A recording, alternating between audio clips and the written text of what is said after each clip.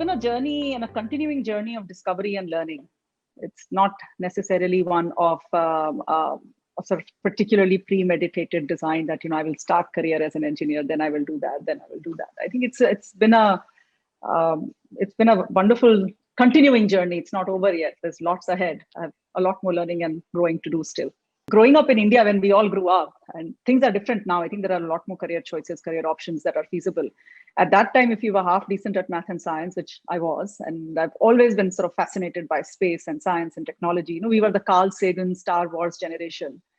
And so that fascination led to taking up engineering. I worked briefly in a lab at ISRO as part of my sort of training practicals in my final year and so on.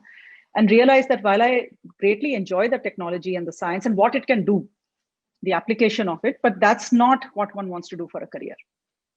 And consequently, like many other people, it's a fairly beaten path in India, but I was fortunate. I got a scholarship to Columbia University. I went there, got a master's in focusing on international policy, finance, and ended up joining McKinsey in New York.